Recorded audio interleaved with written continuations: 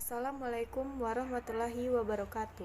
Kami dari kelompok 3 ingin mempresentasikan hasil kerja kelompok kami yang berjudul Toleransi Kehidupan Beragama dalam Islam. Sebelum masuk ke pembahasan, izinkan saya memperkenalkan anggota kelompok saya. Yang pertama, saya sendiri, Cika Resvanza Paramita. Yang kedua, Diki Ardiansah. Yang ketiga, Dini Ega Putri. Yang keempat, Elsa Tri Indrawati. Yang pertama, latar belakang. Toleransi adalah konsep modern untuk menggambarkan sikap saling menghormati dan saling bekerja sama di antara kelompok-kelompok masyarakat yang berbeda, baik secara etnis, bahasa, budaya, politik, maupun agama. Oleh karena itu, toleransi merupakan konsep agung dan mulia yang sepenuhnya menjadi bagian organik dari ajaran agama-agama, termasuk agama Islam. Dalam konteks toleransi antar umat beragama, Islam memiliki konsep yang jelas. Tidak ada paksaan dalam agama, bagi kalian agama kalian dan bagi kami agama kami. Adalah contoh populer dari toleransi dalam Islam. Menurut ajaran Islam, toleransi bukan saja termasuk sesama manusia, tetapi juga termasuk alam semesta, binatang, dan lingkungan hidup. Dengan makna toleransi yang luas semacam ini, maka toleransi antar umat beragama dalam Islam memperoleh perhatian penting dan serius. Apalagi toleransi beragama adalah masalah yang menyangkut eksistensi keyakinan manusia terhadap Allah. Ia begitu sensitif, primordial, dan mudah membakar konflik sehingga menyedot perhatian besar dari Islam. Rumusan masalah. 1. Bagaimana pandangan toleransi kehidupan beragama antar kerukunan intoleran Islam? 2. Bagaimana pandangan toleransi kehidupan Islam dengan kerukunan antar sesama umat beragama? 3. Bagaimana pandangan toleransi kehidupan beragama dengan kerukunan antar umat beragama dengan pemerintah? 4. Bagaimana konsep ruang lingkup agama Islam secara umum? Tujuan masalah. 1. Mengetahui konsep toleransi kehidupan beragama antar kerukunan intoleran umat Islam. 2. Mengetahui konsep toleransi kehidupan beragama dengan kerukunan antar sesama umat beragama. 3. Mengetahui konsep toleransi kehidupan beragama dengan kerukunan antar umat beragama dengan pemerintah. 4. Mengetahui pandangan ruang lingkup agama Islam secara umum. A. Pengertian toleransi kehidupan beragama. Pengertian toleransi dalam Kamus Bahasa Indonesia adalah toleran berarti bersifat atau bersikap menenggang, menghargai, membiarkan, membolehkan pendirian, pendapat, pandangan, kepercayaan, kebiasaan, kelakuan yang berbeda atau bertentangan dengan pendirian sendiri. Sedangkan toleransi yaitu sifat atau sikap toleran batas ukur untuk penambahan atau pengurangan yang masih diperbolehkan. Secara etimologi atau bahasa, toleransi berasal dari kata tolerans atau toleration. Dalam Dewan Ensiklopedia Indonesia menyatakan bahwa toleransi beragama adalah sikap bersedia menerima keberagaman dan keanekaragaman agama yang dianut dan kepercayaan yang dihayati oleh pihak atau golongan agama atau kepercayaan lain. Hal ini akan terjadi dikarenakan keberadaan atau eksistensi suatu golongan agama atau kepercayaan yang diakui dan dihormati oleh pihak lain. Pengertian toleransi dapat juga diartikan sebagai kelapangan dada, rukun dengan siapapun, membiarkan orang berpendapat atau berpendirian lain, tidak mengganggu kebebasan berpikir dan berpendapat dan berkeyakinan dengan orang lain. Dalam pengertian tersebut, dapat disimpulkan bahwa toleransi pada dasarnya memberikan kebebasan terhadap sesama manusia atau kepada sesama warga masyarakat untuk menjalankan keinginannya atau mengatur hidupnya. Mereka bebas menentukan nasibnya masing-masing selama dalam menjalankan dan menentukan sikapnya itu tidak melanggar dengan aturan yang berlaku, sehingga tidak merusak sendi-sendi perdamaian. Di dalam memaknai toleransi terdapat dua penafsiran. Pertama, penafsiran yang bersifat negatif. yang menyatakan bahwa toleransi itu cukup mengisyaratkan adanya sikap membiarkan dan tidak menyakiti orang atau kelompok lain, baik yang berbeda maupun yang sama. Sedangkan yang kedua adalah yang bersifat positif, yaitu menyatakan bahwa harus adanya bantuan dan dukungan terhadap keberadaan orang lain atau kelompok lain. 1. Kerukunan intern umat Islam, yaitu kerukunan intern masing-masing umat Islam dalam satu agama seperti kerukunan di antara aliran-aliran, paham-paham, mazhab-mazhab yang ada dalam satu umat dan komunitas agama. A. Pertentangan di antara pemuka agama yang bersifat pribadi jangan mengakibatkan perpecahan di antara pengikutnya. B. Persoalan intern umat beragama dapat diselesaikan dengan semangat kerukunan dan tenggang rasa serta kekeluargaan. 2. Kerukunan antar sama umat beragama. Kerukunan umat beragama identik dengan istilah toleransi. Istilah toleransi menunjukkan pada arti saling memahami, saling mengerti, dan saling membuka diri dalam bingkai persaudaraan. Bila pemaknaan ini dijadikan pegangan, maka toleransi dan kerukunan adalah suatu yang ideal dan didambakan oleh masyarakat manusia. Dalam konteks di Indonesia, kerukunan beragama berarti kebersamaan antara umat beragama dengan pemerintah dalam jangka suksesnya pembangunan nasional dan menjaga negara kesatuan Republik Indonesia.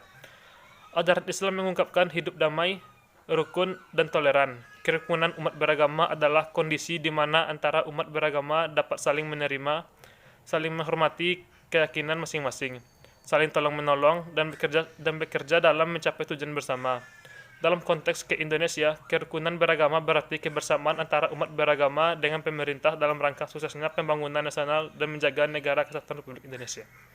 3. Kerukunan antar umat beragam dengan pemerintah, yaitu kerukunan antar umat agama dengan pemerintah ialah supaya diupayakan keserasian dan keselarasan di antara para pemeluk atau penjabat agama, para penjabat pemerintah dengan saling memahami dan menghargai tugas masing-masing dalam rangka membangun masyarakat dan bangsa Indonesia yang beragama. Ada berapa macam, yaitu 1. Semua pihak menyadari kedudukannya masing-masing sebagai komponen Orde Baru dalam menegakkan kehidupan berbangsa dan bernegara. 2. Antara pemerintah dengan umat beragam ditemukan apa yang diharapkan untuk dilaksanakan. Yang ketiga, pemerintah mengharapkan 3 prioritas. Umat beragam diharapkan berpartisipasi aktif dan positif dalam yang pertama, penetapan ideologi Pancasila, dan kedua, penetapan stabilitas dan ketahanan nasional, dan ketiga, suksesnya pembangunan nasional. Ruang lingkup agama Islam secara umum. Yang pertama, akidah. Akidah berasal dari bahasa Arab akoda yang berarti ikatan atau simpulan. Sedangkan menurut istilah, akidah merupakan kepercayaan yang terikat dan tersimpul kuat pada jiwa seseorang sehingga tidak dapat terpecah atau terurai.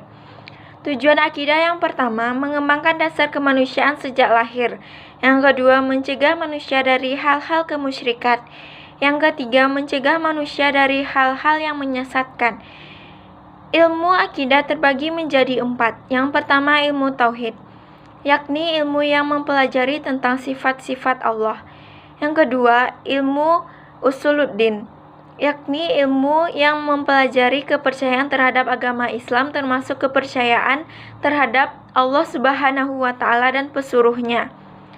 Yang ketiga, ilmu makrifat, yakni perkara-perkara yang berhubungan dengan cara mengenal Allah.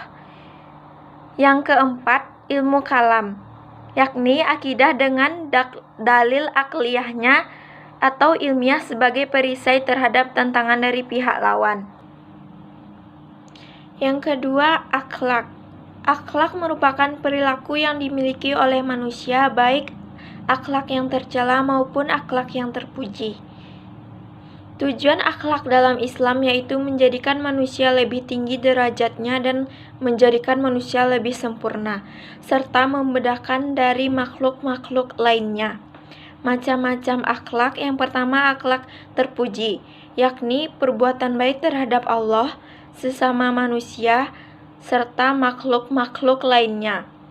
Contohnya seperti berbakti kepada orang tua, menghormati orang tua, bersedekah, dan membantu orang yang kesusahan. Yang kedua, akhlak tercela, yakni perbuatan buruk terhadap Allah Subhanahu wa Ta'ala, sesama manusia, dan makhluk lainnya. Contohnya seperti iri hati atau dengki, mengadu domba, dan berdusta. Cara menumbuhkan akhlak terpuji. Yang pertama, membersihkan hati dan mensucikan hubungan dengan Allah. Yang kedua, menjalankan perintah Allah dan meninggalkan larangannya. Yang ketiga, menegakkan persaudaraan dalam Islam. Yang ketiga, syariah.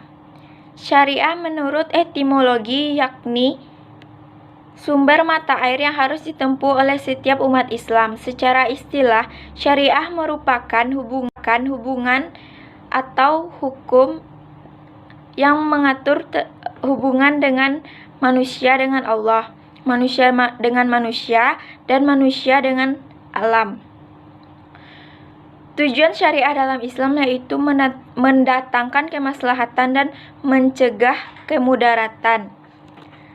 Jalur syariah terbagi menjadi dua. Yang pertama ibadah, yaitu hubungan manusia dengan Allah, contohnya seperti sholat, zakat, dan puasa. Yang kedua muamalah, yakni hubungan manusia dengan lingkungannya, contohnya seperti berdagang, bernegara, dan lain-lain. Kesimpulan, arti yang terkandung dalam perkataan Islam adalah kedamaian, kesejahteraan, keselamatan, penyerahan diri, ketaatan, dan kepatuhan dengan sepenuh hati kepada kehendak ilahi. Kehendak ilahi yang wajib ditaati dengan sepenuh hati oleh manusia, itu manfaatnya bukanlah untuk Allah sendiri, tetapi untuk kemaslahatan atau kebaikan manusia dan lingkungan hidupnya. Kerangka dasar agama Islam meliputi 1. Akidah, yaitu iman atau keyakinan. 2. Syariah, yaitu jalan yang harus ditempuh oleh setiap umat Islam.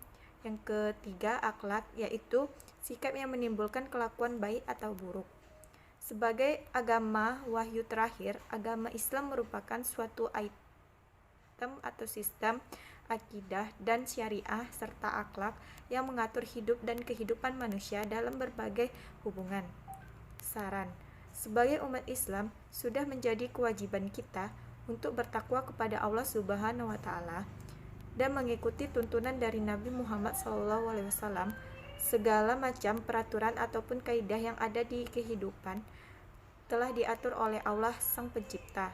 Kita dapat mempelajari itu semua melalui kitab suci Al-Quran dan Al-Hadis agar dalam menjalani kehidupan ini kita senantiasa berada dalam jalan Allah Subhanahu wa Ta'ala yang benar. Sekian presentasi dari kelompok kami. Jika ada kesalahan, kami mohon maaf. Kepada Allah, kami mohon ampun. Kami akhiri. Wassalamualaikum warahmatullahi wabarakatuh.